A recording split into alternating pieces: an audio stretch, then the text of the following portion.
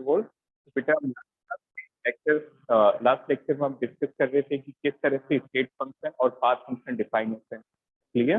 Path function are those variable, those physical quantity whose value depends on path। यदि आप path different करोगे, path different path से proceed करोगे तो उनकी वैल्यूज अलग अलग होगी। But in case of state function their values will be same. और उसके अलावा हमने डिस्कस किया इंटेंसिव प्रॉपर्टी और एक्सटेंसिव प्रॉपर्टी क्या क्या होती है। क्लियर? इंटेंसिव प्रॉपर्टी वो प्रॉपर्टी होगी जिसका जो डिपेंडेंस है वो अमाउंट ऑफ मैटर पे डिपेंड नहीं करेगी, but extensive are those which depend on the amount of matter. इसमें मैंने कुछ ट्रिक्स भी बताई थी कि किस तरह से हम इंटेंसिव और एक्सटेंसिव को आइडेंटिफाई करते हैं। याद है सभी को? What was the ratio of two extensive property? Anyone? दो एग्जैक्टली दो एक्सटेंसिव प्रॉपर्टी का रेशियो इंटेंसिव होगा। फर्दर दूसरा पॉइंट हमने देखा कि जो भी मोलर प्रॉपर्टी, ये स्पेसिफिक प्रॉपर्टी, ये स्टैंडर्ड प्रॉपर्टी होती है, ये भी क्या होती है? इंटेंसिव। ठीक है? तो लास्ट में हमने डिस्कस किया कि बेटा किस तरह से हम रिवर्सिबल और इरिवर्सिबल प्रोसेस को प्रोसीड करते हैं। तो what we done is reversible. Reversible में एक एग्जांपल से हमने समझा था, that is quasi static, that take infinite time. तो याद है वो एग्जांपल, पिस्टन के ऊपर हमने सैंड के पार्टिकल रख के वन बाय वन रिमूव किए, तो दैट वाज रिवर्सिबल। और इरिवर्सिबल में हमने सिंपली एक ब्लॉक हटा के गैस को एक्सपेंड किया। क्लियर है? तो कुछ इंपॉर्टेंट पॉइंट यहाँ पे बार बार काम आएंगे। तो can you tell me, reversible process की बात करें तो बेटा रिवर्सिबल प्रोसेस में बताओ प्रेशर के बारे में हमने क्या कमेंट किया था? Is P external is equal to P internal? Yes sir. ठीक है? रिवर्सिबल में पी एक्सटर्नल किसके इक्वल आया था? पी इंटरनल के, and that is equal to P gas. Internal pressure किसके कारण होता है? Because of P gas. What was P external? Constant या variable? Variable. It is variable, क्योंकि जब आप सैंड का पार्टिकल वन बाय वन हटाओगे तो पी एक्सटर्नल क्या करेगा? वेरी करेगा। But in case of irreversible क्या इंटरनल और एक्सटर्नल बराबर होते हैं? No sir. P external is not equal to P internal, but P external क्या होता है? कांस्टेंट। Very good. इसको आप एक ट्रिक से याद रख सकते हैं। You can remember this by trick TIC। बेटा ये बार बार काम आता है, that's why we have to remember this two parameters in terms of pressure, reversible, irreversible. P stands for P external in irreversible is constant. What is meaning of P? Irreversible process के अंदर P external क्या होता है? Constant. तो reversible में obviously क्या करेगा? Vary करेगा। देन इसके बाद हमने डिस्कस किया था बेटा हीट क्या होती है। What is heat? That we discussed in last lecture. तो बताओ हीट को हमने कैसे डिफाइन किया? Form of energy. Form of energy. Heat is form of energy, and further it is the transfer of energy by the virtue of what? Temperature difference. Clear? It is energy transfer due to temperature difference. यदि दो body में temperature का difference है और वहां कोई energy का transfer होता है तो उसको हम क्या कहेंगे? हीट। क्लियर? नाउ हीट की यूनिट हमने देखी और हीट को किससे डिनोट करते हैं? Heat is denoted by Q। Now next is work. Write down work. Yes. Yes.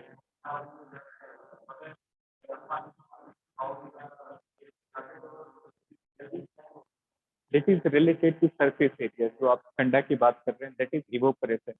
Good doubt. बच्चे का कहना है कि यदि हम एक ग्लास में गर्म पानी लें, उसको थोड़ी देर रखें एटमोस्फेयर में, और दूसरा हम बाउल या फिर बड़े फ्लास्क के अंदर गर्म पानी को रखें, तो यदि आप उसको फ्लास्क में रखोगे तो कम टाइम में ठंडा हो जाएगा। क्या रीजन होगा? Rate of evaporation. याद है सभी को? गर्म पानी क्या होता है बेटा? Evaporate. And you remember that evaporation causes cooling. Evaporation से क्या आती है? कूलिंग आती है, इजंट इट? तो इवोपरेशन कब ज्यादा होगा? जब उसका सरफेस एरिया ज्यादा होगा। जब आप उसको बाउल में रखोगे तो उसका सरफेस एरिया क्या होगा? ज्यादा होगा। और ज्यादा इवोपरेशन होगा तो कूलिंग भी क्या आएगी? ज्यादा, तो वो जल्दी ठंडा हो जाएगा। But in case of that glass, surface area is low, rate of evaporation is low, and cooling is तो इसमें टाइम ज्यादा लगेगा, ठीक है।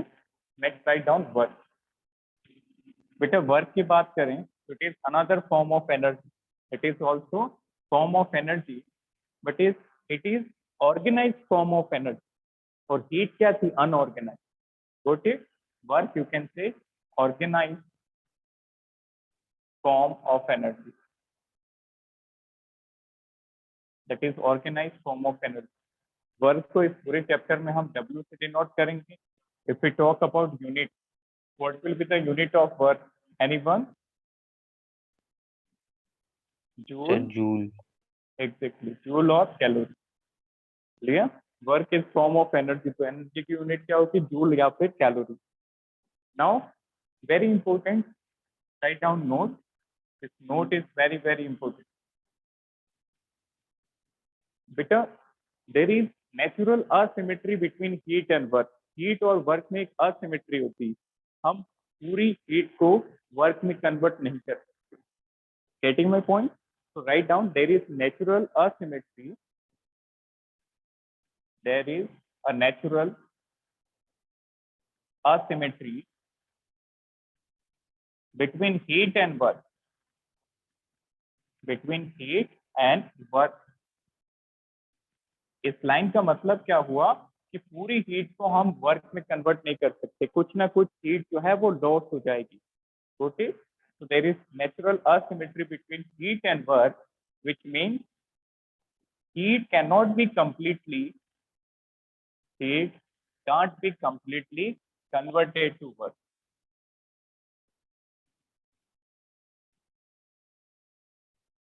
Converted to work. So this is very important. इसको हम एक डायग्राम से समझेंगे।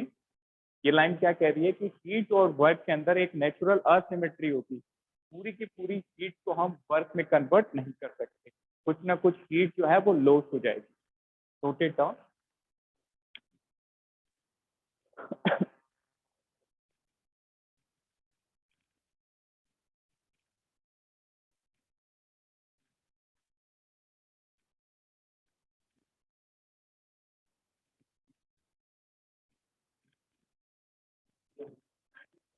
Yes, heat and work. Heat can't be completely converted to work. इस नेचुरल असिमेट्री का मतलब समझ में आया सभी को कि पूरी हीट को हम वर्क में कन्वर्ट नहीं कर सकते। जैसे इसको हम एक डायग्राम से समझेंगे। Let us consider an engine. जो इंजन होता है बेटा, उसमें हमारा जो इनपुट होता है that is heat and output we got is work, that is organised form. देखा सभी ने? तो heat can't be completely converted to work. देखें for example, if we talk about an engine, ये वाला पार्ट बेटा आपको फिजिक्स में भी मिलेगा, इवन पूरा एक चैप्टर थर्मोडायनेमिक्स भी आपको फिजिक्स में मिलेगा, क्लियर? बट वहां पे जो साइन कन्वेंशन होंगे, जो साइन हम कंसिडर करेंगे, वो और केमिस्ट्री चैप्टर में जो thermodynamics sign convention are different. तो बेटा केमिस्ट्री का जो थर्मोडायनेमिक्स है वो आप केमिस्ट्री तक ही अप्लाई करें। Getting my point? तो साइन कन्वेंशन वेरी करेंगे। Now what is engine? देखिए for example, if we consider an engine like that, this is an engine. तो इंजन में आप क्या करेंगे बेटा? आप हीट इनपुट देंगे, that is Q1, which is your input. This is input. आपने कितनी हीट इनपुट में दी? Q1 heat. तो इनपुट देंगे तो इंजन क्या देगा आपको? वर्क करके। Getting my point? आउटपुट के तौर पे आपको वर्क मिलेगा, लेट इट बी W। क्या Q1 is equal to W होगा?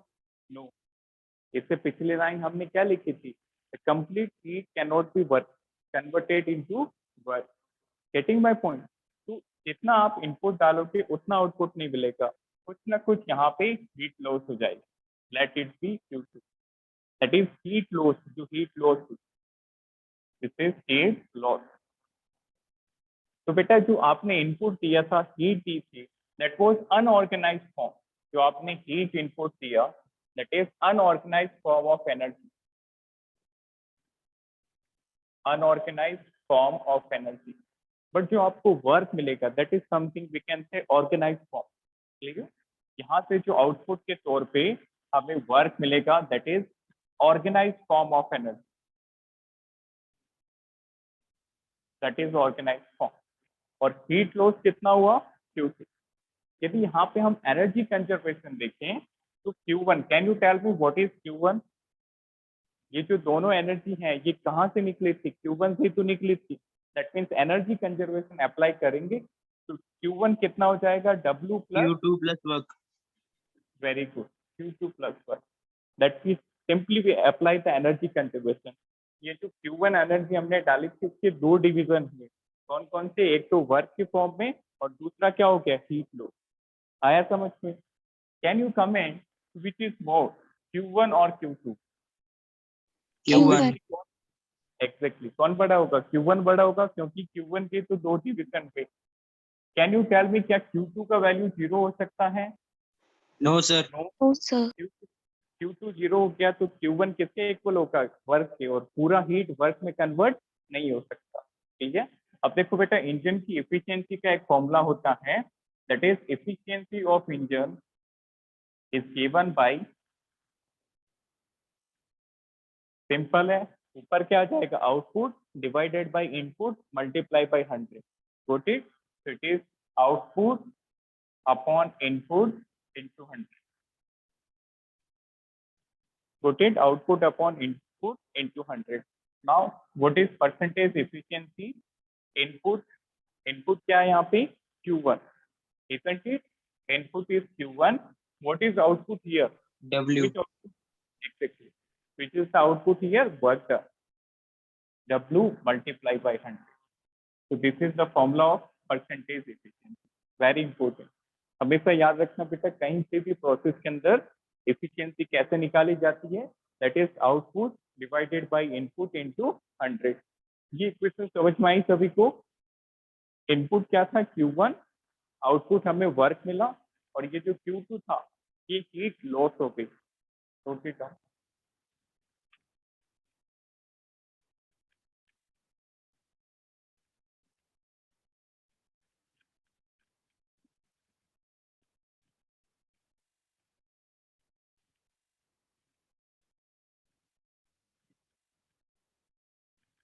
then to remember this formula, this is very important। Engine से रिलेटेड जो भी क्वेश्चन आएंगे बेटा इस फॉर्मूला से बन जाएंगे, simply output upon input into 100।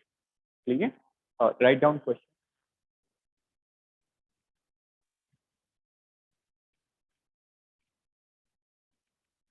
write down question. An engine gives, write down question. An engine gives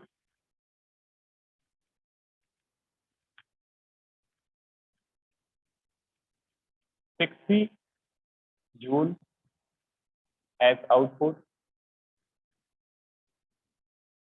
मतलब वर्क दिया इसने, कितना इंजन ने वर्क कितना किया, 60 जूल। ठीक है, नाउ ड्यूरिंग दिस प्रोसेस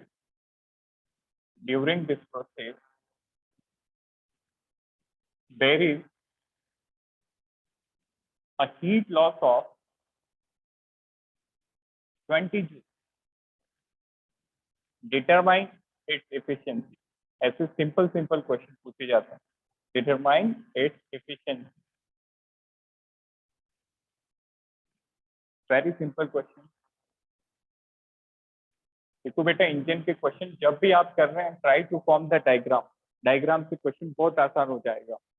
अब देखो, इंजन ने वर्क कितना किया, 60 जूल, और इस दौरान हीट का लॉस कितना हुआ, कितना हीट लॉस हो गया, 20 जूल। Getting my point? तो देखो, this is engine, try to form the diagram, this is engine, और वर्क यहाँ पे कितना मिला, 60 जूल, हीट लॉस कितना हुआ, 20 जूल। तो बताओ इनपुट कितना दिया आपने, what is the value of input? Input के तो डिवीजन, वेरी गुड, इनपुट के तो division wait, that is 60 plus 20, that is 80।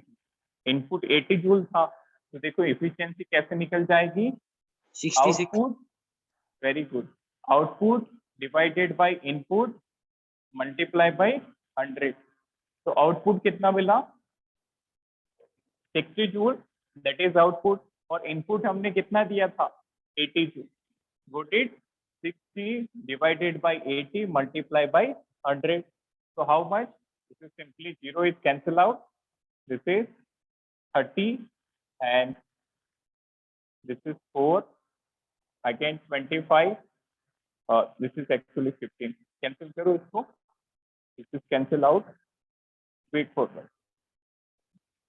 60 divided by 80 into 100. पहले आप 20 की टेबल में कैंसिल कर दो. This is 3 divided by 4 and what this becomes 25. 25 into 3 is 75%. Noted, this is the efficiency of engine. Is it clear to all? ये समझ में आया सभी को? Triveni, Sahaj, Aditya and Agam? Yes, sir. Fine, very simple. बस आपको क्या करना पड़ता है बेटा, इंजन का डायग्राम ड्रॉ करो, इनपुट निकालो. इनपुट किसके बराबर होता है? Work done plus heat loss. Clear? तो आपको क्वेश्चन में किसी भी फॉर्म में एक डाटा मिसिंग होगा और सिंपली तीनों को रिलेट करके एफिशिएंसी निकालनी होती है. तो efficiency is output divided by input multiply by 100. That's it. Now right down. Next is types of work. Different types of work.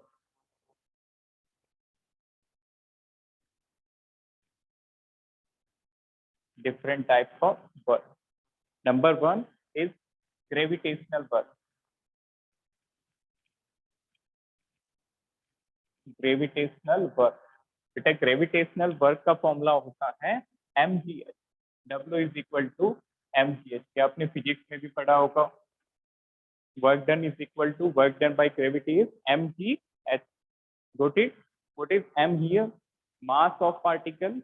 G is Acceleration due to gravity. acceleration. Very good. Acceleration due to gravity and h is the height. Height. Clear? Second type of work is electrical work. Electrical work. बेटा electrical work की बात करें तो that is given by product of Q and V.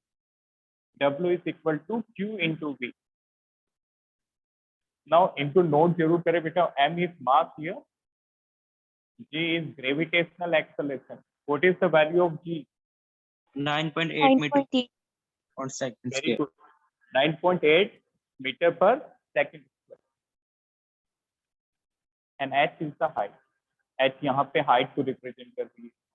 अच्छा इसमें बताओ बेटा Q क्या होगा इस केस में? Charge. Very good. And V is not velocity. V is potential difference. Clear? Here Q is charge. V is voltage or potential difference.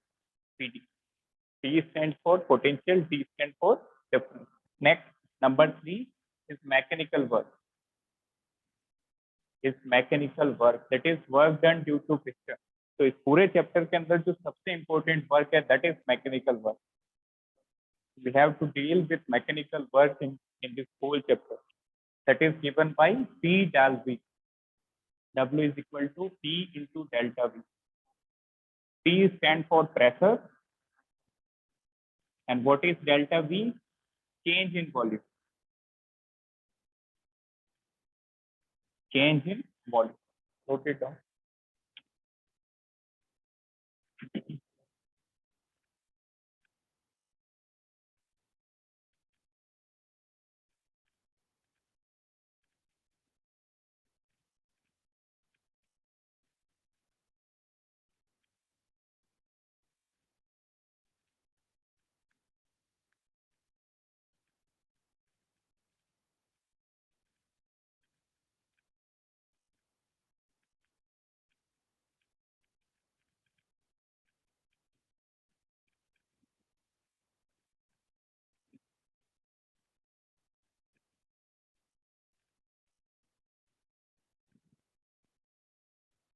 तो इस चैप्टर के अंदर हमें जो डील करना है that is mainly which work?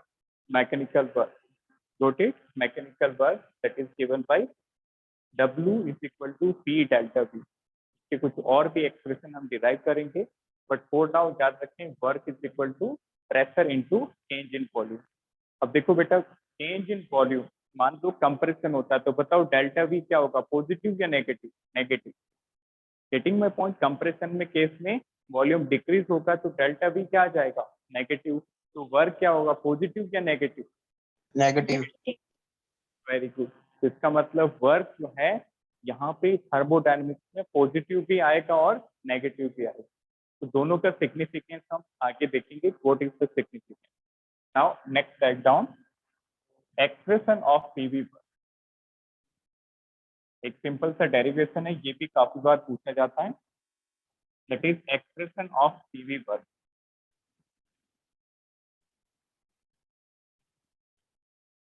Write down expression of PV work.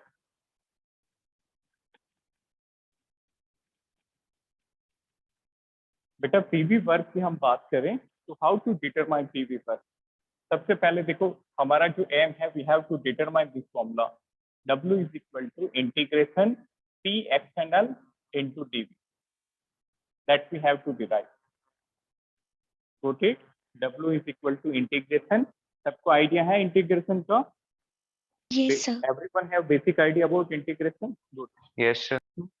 Good. W is equal to minus of negative of P external dV. Now, how to derive this? Very simple. सबसे पहले बेटा आप एक piston consider करेंगे, consider a piston like that. इसको कहते हैं piston cylinder. एक सिलेंडर लेना है, उसके बाद एक मूवेबल पिस्टन लेना है। इस पिस्टन को आप नीचे भी कर सकते हो और पिस्टन को ऊपर भी कर सकते हैं, ठीक है। तो इस पिस्टन के अंदर, सिलेंडर के अंदर एक gas feel like that, that is a gas which is filled in this piston. Okay, अब बेटा दो फोर्सेस हैं, एक तो जो प्रेशर है वो प्रेशर गैस जो है वो अंदर से एग्जर्ट करेगी, और दूसरा प्रेशर कौन लगाएगा? पिस्टन। यदि गैस का प्रेशर ज्यादा होगा तो बताओ क्या होगा, एक्सपेंशन या कॉन्ट्रैक्शन? Expansion. Very good. और यदि पिस्टन का प्रेशर ज्यादा होगा तो क्या होगा? Compression. Clear? Now we have to observe a work done by this gas. तो क्या होगा बेटा? Let's suppose area of this piston is A. इस पिस्टन का एरिया है ए। अब देखो गैस जो है कुछ एक्सपैंड हुई, मतलब गैस ने कुछ वर्क किया और एक्सपैंड हो गई। इस तरह से गैस ने प्रेशर लगाया और इस पिस्टन की पोजीशन में लिटिल बिट चेंज आया, that is little bit change in the position of the piston like that. तो ये जो डिस्टेंस है, ये जो लेंथ इसने कवर की, that is dl। Getting my point?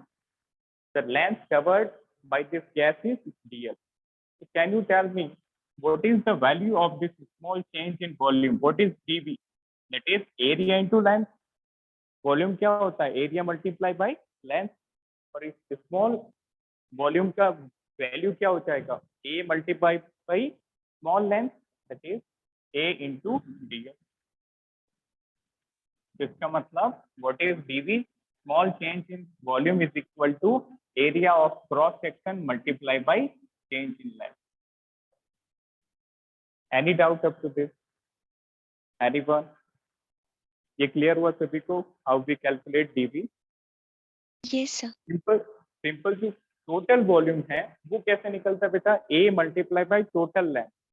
हमने छोटा वॉल्यूम निकाला है, स्मॉल वॉल्यूम निकाला, तो ये कितना हो गया? Cross sectional area multiply by small length. ठीक है, अब देखो कैसे करेंगे derive. Now can you tell me what is the formula of work in terms of force? Work done is equal to Force into displacement. Very good, force into displacement. Clear? That is the formula of work. अच्छा, एक और formula होता है बेटा pressure और force का। What is that formula? Pressure is equal to force upon cross sectional area. Getting my point? Pressure कितना होता है? Force upon area. यहाँ से फोर्स का वैल्यू निकालो, क्या आ रहा है? प्रेशर इंटू एरिया, तो उसको यूज कर लेंगे। Force is equal to pressure into area, और डिस्टेंस हमने कितनी कवर की? dl। आया समझ में? अब देखो बेटा, क्या दोनों का साइन सेम है? गैस जो है वो नीचे से प्रेशर अप्लाई कर रही है और जो पिस्टन है वो ऊपर से प्रेशर अप्लाई कर रहा है। Getting my point? Then sign of this force is going to be negative. ये वर्क जो है वो नेगेटिव डायरेक्शन में हो रहा है। पिस्टन ऊपर से प्रेशर अप्लाई कर रहा है और गैस जो है वो नीचे से प्रेशर अप्लाई करके एक्सपैंड हो रही है। Now if we consider this expression dw, work is equal to minus of T A into D L क्या बन जाएगा? What is product of A into D L? What is Small. A? This is DB, small volume. ठीक है, इसकी जगह लिख देंगे dB.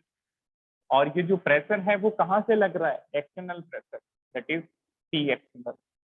अब दोनों तरफ इंटीग्रेशन कर देंगे, integrating both side, integrating both side. तो ये क्या बन जाएगा? Integration D W is equal to integration P XL into DB. D W का इंटीग्रेशन क्या होगा? D is cancel out, is simply W is equal to minus of integration P XL into DB. Like this is the formula. ये prove करना आ सकता है, this is important. ठीक है, note down.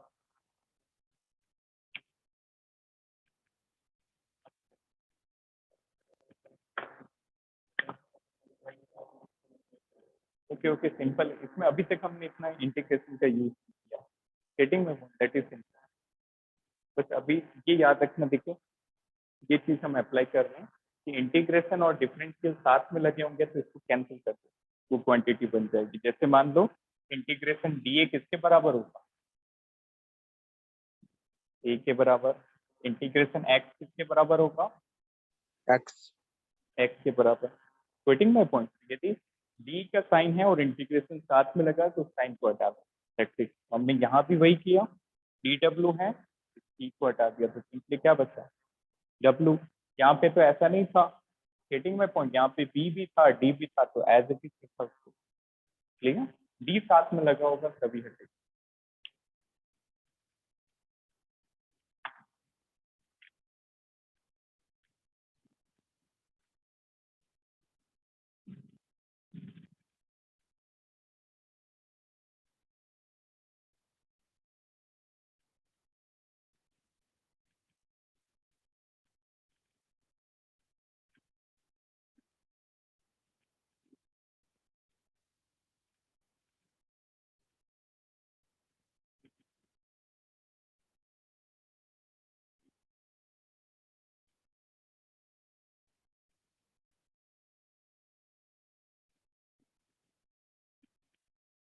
अच्छा, मैच कब से स्टार्ट हो रहा है T20?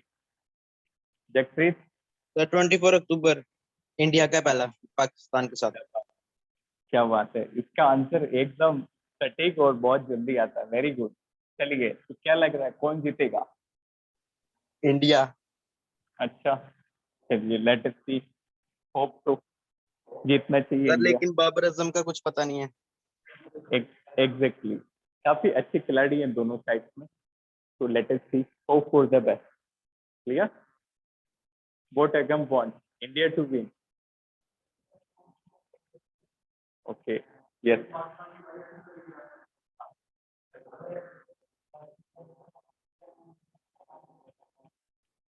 ओके, ऑस्ट्रेलिया और न्यूजीलैंड पे सोचना पड़ता है। Yes yes, very good.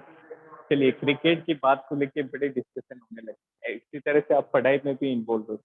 Getting my point, जब भी आइसोथर्मल प्रोसेस आ जाए तो क्या होगा, इस तरह से बिल्कुल यही डिस्कशन आपका वहां भी होना चाहिए। चलिए next, write down question, derive the work. Very important question, this question minimum of 3 to 4 marks in board exam. ठीक है, और कॉम्पिटिशन में इसके बेस्ड न्यूमेरिकल आते हैं। Write down question, derive the expression of work, derive the expression of work for reversible isothermal or reversible isothermal process. Very important question. Derive the expression for work for reversible isothermal. बेटा यहाँ पे आपको पूरे chapter के अंदर 3 to 4 types के work अलग अलग प्रोसेस के लिए डिराइव करने पड़ेंगे। Now this one we are deriving for reversible isothermal process. Clear? Very simple, बहुत आसान है। देखें, जैसे रिवर्सिबल आइसोथर्मल है, सबसे पहले वर्क का एक्सप्रेशन बताओ। What is the formula of PV work? that is W is equal to integration P external into dV that we derived earlier. W is equal to minus of P external into dV. Clear? अब देखो बेटा reversible process और isothermal, इसका मतलब क्या हुआ? If we talk about reversible, अभी discuss किया था हमने क्लास की स्टार्टिंग में, रिवर्सिबल के लिए P एक्सटर्नल किसके इक्वल होता है? P इंटरनल के लिए, गेटिंग माय पॉइंट? और P इंटरनल भी किसके इक्वल होता है? P gas. P gas equal, very good. तो हम क्या कहते हैं, हम एक गैस को एक्सपांड या कॉन्ट्रैक्ट करेंगे in a piston and that gas is present at what constant temperature और pressure? Temperature. Very good. Isothermal का मतलब क्या हुआ? That is constant temperature. Very simple, clear? सारी कंडीशंस लिख लो डेरिवेशन से पहले। आइसोथर्मल का मतलब गैस जो है वो कांस्टेंट टेम्परेचर पे है, ठीक है बेटा? कांस्टेंट टेम्परेचर पे आपको याद होगा गैस कौन सा लॉ को फॉलो करती है? बॉयल्स लॉ को, याद है सभी को? At constant temperature P is inversely proportional to V। ये किस लॉ के अकॉर्डिंग देखते हैं? बॉयल्स लॉ के अकॉर्डिंग। और बॉयल्स लॉ में एक्सप्रेशन क्या आता है? P1 V1 is equal to P2 V, that is as per Boyle's. ये भी एक जगह यूज होगा, that's why write it down. Now come to point. Work का एक्सप्रेशन होता है minus of P external dV। Reversible के लिए P एक्सटर्नल P इंटरनल के इक्वल होता है और P इंटरनल P गैस के। नाउ P गैस किसके इक्वल होगा? PV इज इक्वल टू, बताओ आइडियल गैस क्या होती है? What is ideal gas? Very good, PV is equal to simply nRT। यहाँ से बताओ P गैस का वैल्यू क्या आएगा? nRT Divided by B. Very good, nRT divided by V। Clear? Any doubt up to this? अभी तक हमने जो लिखा है that we already discuss. Work का formula minus P external dV, reversible के लिए P एक्सटर्नल P इंटरनल के इक्वल एंड P गैस के लिए। यस, ये होता है बॉयल्स। ये स्टेट्स ऑफ मैटर का टॉपिक है that we have not discuss. अभी के लिए याद रखो, we will discuss. Clear? Boyle's का formula simply P1 V1 is equal to P2। ठीक है, देखो ध्यान से। तो that is ideal gas equation PV is equal to nRT, so that P is equal to nRT upon P. Now put that value in equation number 1. तो equation 1 से क्या मिल गया? From equation 1 W is equal to P external P internal और P gas तीनों same है, और P gas के लिए हम क्या रख देंगे? nRT upon V. Put that value nRT upon V dV। अब बेटा वॉल्यूम की हम लिमिट डाल सकते हैं।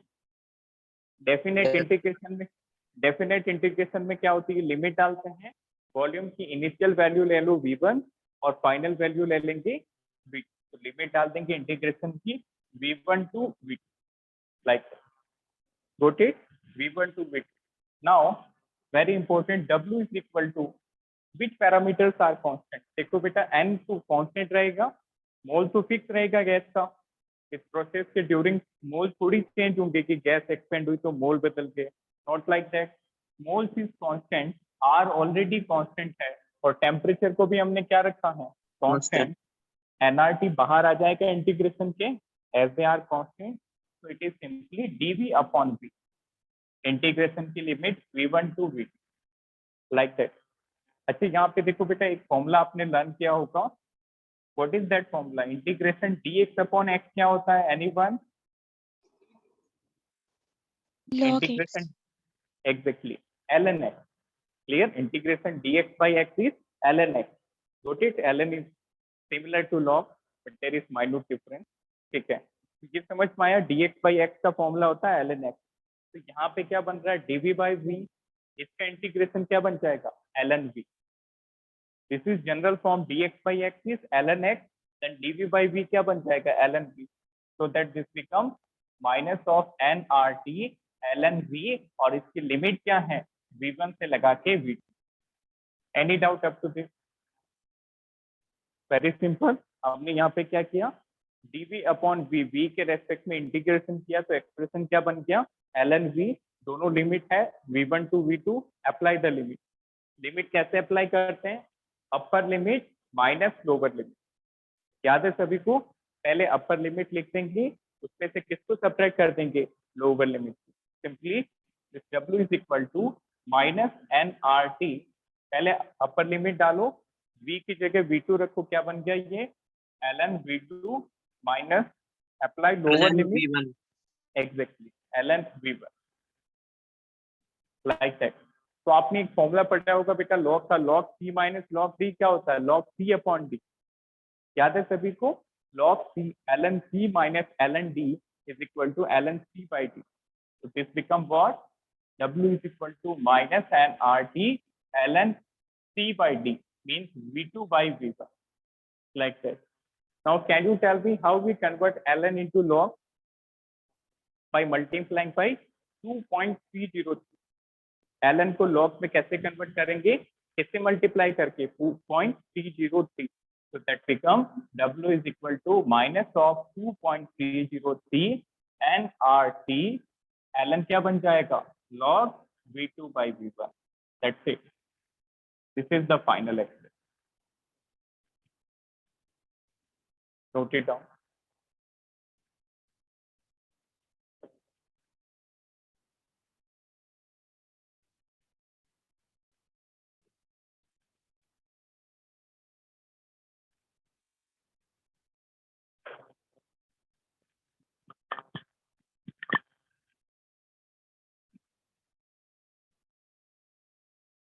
Any doubt up to this? Winning success, Aditya. no sir No, sir. Very simple, बहुत आसान है, बस दो स्टेप क्रिटिकल है, वो आप एक दो बार रफ कॉपी में प्रैक्टिस करेंगे, बट इट्स वेरी सिंपल। ठीक है, बस tell me, is it applicable for irreversible process? No. no sir clear? Starting में हमने किसके लिए कंडीशन डाली थी? ये रिवर्सिबल के लिए। यदि इरिवर्सिबल होता तो क्या पी एक्सटर्नल पी इंटरनल के इक्वल होता? No. no No, sir sir. ये डेरिवेशन भी नहीं हम कर पाते। Got it? So this is the expression of work which is only applicable for reversible isothermal. Got it? So this work done is for reversible isothermal process.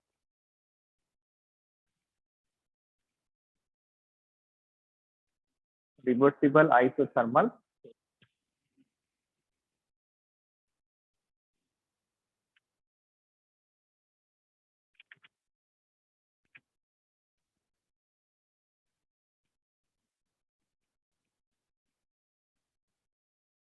Next बेटा एक work का और क्वेश्चन आता है एरिया से related, तो let us take that question. ठीक है सभी ने? Fine, let's write down. Next वाला क्वेश्चन बिल्कुल आसान, देखिए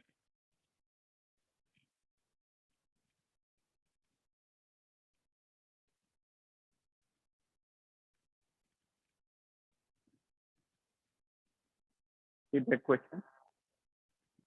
right down note, very important. याद रखना बेटा, वर्क डन किसके इक्वल होता है? Work done is equal to area of PV curve. Area of PV curve, very important. इस पे बेस्ड क्वेश्चन भी आपको काफी बार मिले।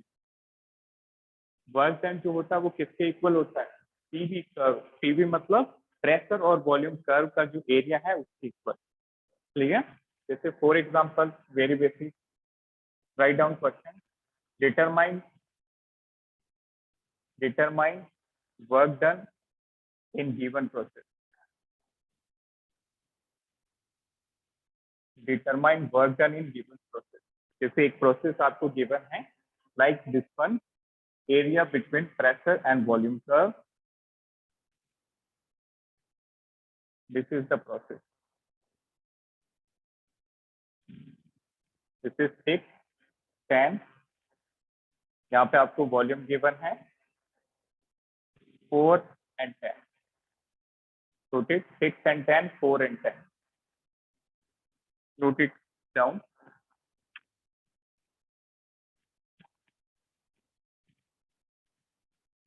Note this question. बेटा प्रेशर आपको पास्कल में गिवन है और वॉल्यूम जो है that is given in metre, like that. Pressure is given in Pascal and volume is given in meter cube.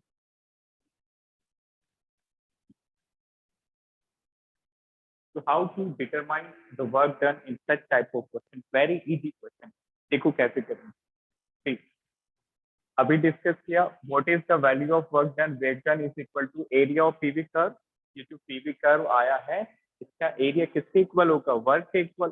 That means that is the curve. This is the curve. बेटा ये जो dotted line है ये कोई curve को represent नहीं कर रहा है, ये तो हमने एक्सिस पे डाली है वैल्यूज को रिप्रेजेंट करने के लिए. Getting my point. Curve is the shaded one. This is work curve. इसी का जो एरिया होगा वही वर्क होगा. Now very simple, how to determine this work? Can you tell me which type of triangle is this? Right angle. Very good. Which type of triangle? This is right angle triangle. And what is the area of right angle triangle? Anyone? Half base into height. Very good. Half base into height. याद है सभी को? Very good. This is half base into height. इसका मतलब आप यदि इस triangle का बेस और हाइट कैलकुलेट कर लेंगे तो it is very simple to determine area. अब देखो बेटा इस ट्राइंगल का बेस क्या होगा? This one. This is the base. How much? This is 6. 10. This one is 4. Very good. तो ये लेंथ कितनी हो जाएगी? 6. Very good. What about this height? What is the value of height? 4. Exactly. This is 10. This is 6. 10 minus 6. How much? 4. 40. That's it. Value डाल देंगे. तो triangle का area work represent कर रहा है तो work is equal to half base into height. Half base कितना हो जाएगा इसकी? And height is 4. तो answer is how much? This is 12 joule. 12 joule. Very good. Like that. काफी बार क्वेश्चन आपको ऐसे भी मिलेंगे, ग्राफ मिल जाएगा और आपको पूछा जाएगा कैलकुलेट द वर्क. तो उस केस में क्या करेंगे? Work done is equal to the area under PV curve.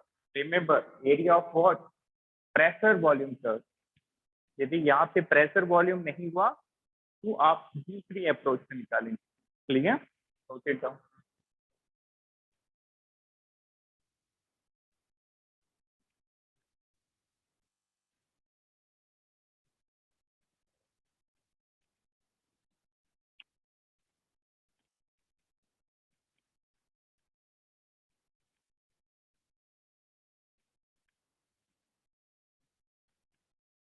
So one more question I am giving to you. ये आप खुद से ट्राई करेंगे. Write this question at your home. Write down homework. Very simple. Curve से related है. Determine work. Determine work done. Curve अच्छे से draw करना बेटा. This one. This is a circle. This is a circle. Process is circle like that. This is pressure in Pascal and this is volume in meter cube. Like that. यहाँ पे सिर्फ आपको एक की वैल्यू गिवन है, volume given है. This volume is 2 and this is 5. Like try करें. Work एक स्क्रीन पे. बिल्कुल सिंपल है बेटा. इस बार प्रोसेस क्या है? अगेन एवी कर्व है तो वर्क कैसे निकालोगे? Area of AV curve. इसका मतलब वर्क कितना हो जाएगा? सर्कल का एरिया. Isn't it? इस बार प्रोसेस क्या है? सर्कल. और सर्कल का एरिया क्या होता है? Anyone? What is the Pi r formula? square. Pi r square. Pi r square. Very good. इस एक्सिस से आप रेडियस निकाल लोगे. What is this? This is diameter. Getting my point? This one is diameter. तो radius क्या हो जाएगा diameter का? Half. Exactly 1.5. Exactly. Very good. Diameter कितना आ रहा है? 3. 3 का हाफ कर लेंगे तो क्या आ जाएगा? रेडियस 1.5. तो फॉर्मूला क्या लगा देंगे? पाई आर. तो नोट इट डाउन. एक एक स्क्रीन से.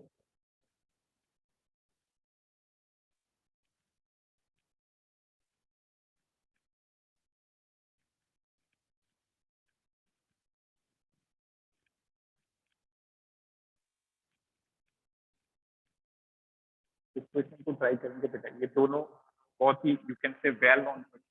यहाँ पे भी आपको मिलेंगे या तो राइट एंगल ट्राइंगल मिलेगा या फिर सर्कल मिलेगा. That is fix pattern. ठीक है. तो ये हो जाएगा सभी से. Very simple. आप पाई की टर्म में आंसर निकालना, getting my point, clear? So any doubt in today's lecture? Anyone? No, sir. Fine. So what we discussed in today's lecture, we started with the work. Getting my point? Work हमने define किया. It is the organized form of energy. फिर हमने engine को explain किया. Getting my point? And we conclude कि पूरी heat को work में convert नहीं किया जा सकता. कुछ ना कुछ heat जो है वो क्या होगी? Loss. And we define the efficiency of engine. क्या फॉर्मूला था इंजन की efficiency का? Output upon input into 100. Then after we define the work. Work are of three types. One is mechanical, electrical, and further it is gravitational. ठीक है? फिर हमने PV work का expression derive किया. तो वर्क का एक्सप्रेशन क्या है बेटा? Minus of integration P external dV. और फाइनली लास्ट में हमने isothermal process के लिए वर्क निकाला. What was that expression? W is equal to minus of 2.303 nRT log of V2/V. Formula जो है वो डिराइव करना भी आना चाहिए और वो याद भी होना चाहिए. That is very very important formula. And at last we discuss one more approach of calculating work. Work जो होगा वो area of PV curve के बराबर. Clear? Take a screenshot.